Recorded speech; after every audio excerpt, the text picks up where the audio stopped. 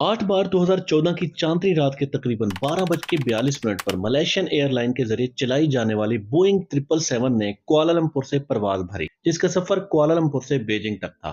Flight में total 227 मुसाफिर और 12 crew member सवार थे। सफर बिल्कुल हमेशा की तरह नॉर्मल था। पुरसकून और ठंडी हवा चल रही। कोई भी ऐसा सिग्नल नहीं था जो बता सके कि जो फ्लाइट 10 साल से बगैर किसी खराबी के सफर कर रही है ऐसी गायब होगी कि सफर करने वालों के नामो निशान तक नहीं मिलेंगे। फर्स्ट ऑफिसर, जिनका नाम फारूक हामिद था, हवाई जहाज उड़ा रहे थे। इनकी उम्र 27 साल थी और ये इनकी तरबियती आखिरी फ्लाइट थी, यानी इसके बाद वो मुकम्मल तौर पर पायलट बनने वाले थे। इनका को पायलट, जो कि काफी तजर्बाकार और सीनियर था, नाम जहरी अहमद और उम्र 53 साल, और इनके 3 बालिग बच्चे भी थे। MH370 20 मिनट उड़ान भरने के बाद रात के तकरीबन 1:08 पर समुद्री सफर की बुलंदी 35,000 फुट पर पहुंचकर बीजिंग की तरफ रुख कर लेती है। सफर बिल्कुल नॉर्मल था। प्लेन में बैठे तमाम पैसेंजर रात का वक्त होने की वजह से सोने की तैयारी कर रहे थे। रात के 1:19 पर MH370 मलेशिया की फिजाई हदूद खत्म होने पर मलेशियन एयर ट्रैफिक कंट्रोल ने फ्लाइट को हो ची मिन से राब्ता करने का कहा।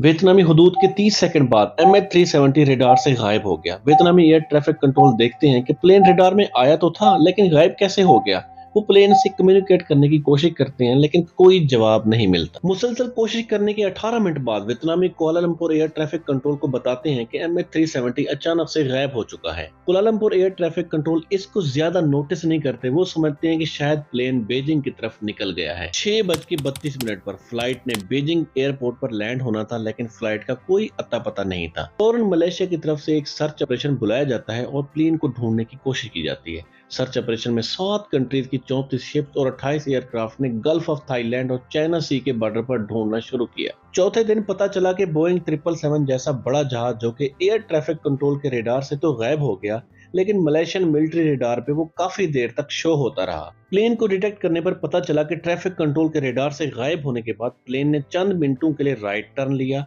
और फिर यू टर्न करके वापस मलेशिया की तरफ रुख कर लिया। 30 मिनट सफर करने के बाद प्लेन ने मलेशिया के शहर पिनांग को क्रॉस किया और मलाक्का स्टेट की तरफ टर्न कर गया। मिलिट्री रेडार की जहां तक रेंज थी, फ्लाइट को इंडियन ओशन के इस हिस्से पर देखा गया। जो search operation team gulf of Thailand और साउथ चाइना सी में ढूंढ रही थी, वो अब इंडियन ओशन के इस हिस्से पर ढूंढना शुरू हो गई। कई दिनों की सर्च के बाद यहां पर भी प्लेन का कुछ पता न चला। चंद दिन मजीद गुजरने के बाद एक और अहम बात सामने आई जिसने सबको परेशान कर दिया।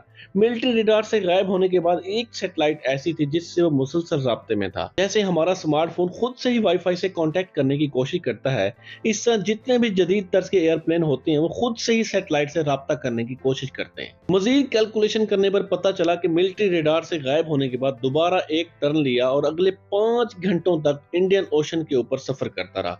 इसके बाद प्लेन ने किसी भी सैटेलाइट से कोई राब्ता नहीं किया। प्लेन की तरफ से दिया गया ये आखिरी सिग्नल था। मलेशियन एक्सपर्ट और माहिरीन का मानना है कि ऑस्ट्रेलियन ओशन से 2000 किलोमीटर वेस्ट में इंडियन ओशन के ठीक कर स्पॉट पर जहाज के सैटेलाइट से राब्ता टूटा, यानी मलेशियन एयरपोर्ट से टेक ऑफ करने के बाद इस कर स्पॉट तक पहुंचने में जहाज को पूरे 8 घंटे लगे। यहाँ पर शुरू हुआ डीप सर्च ऑपरेशन, जिस पर $160 मिलियन का खर्च आया, क्योंकि जहाज को ढूंढना बहुत जरूरी था ताकि जहाज में मौजूद ब्लैक बॉक्स का पता चल सके।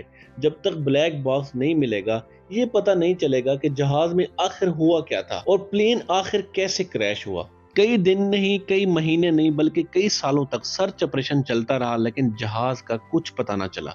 3 साल बाद ऑपरेशन को खत्म कर दिया गया। सर्च ऑपरेशन के दौरान प्लेन का तो कुछ पता न चला, लेकिन 29 जुलाई 2015 को मलबे का पहला टुकड़ा तैरता हुआ रियूनियन ऑफ आइलैंड के साहिल पर जा पहुंचा। जनूबी अफ्रीका, मडगास्कर, तंजानिया के साहिलों पर मलबे के 26 टुकड़े मिले।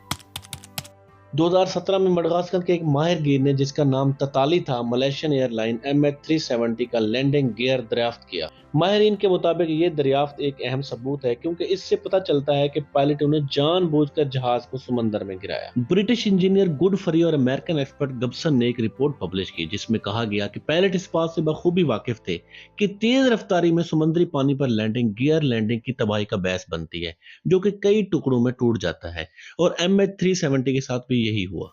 2018 में ऑस्ट्रेलिया में एक माहिरगीर ने दावा किया कि इसे मलेशियन एयरलाइन के लापता जहाज का एक बड़ा टुकड़ा मिला है, लेकिन अथॉरिटीज ने इसे नजरअंदाज कर दिया। ऑस्ट्रेलियन माहिरगीर का कहना था कि इसके नेट ने जहाज के टुकड़े को खींच लिया। ये एक बड़े हवाई जहाज का खूनी विंग था।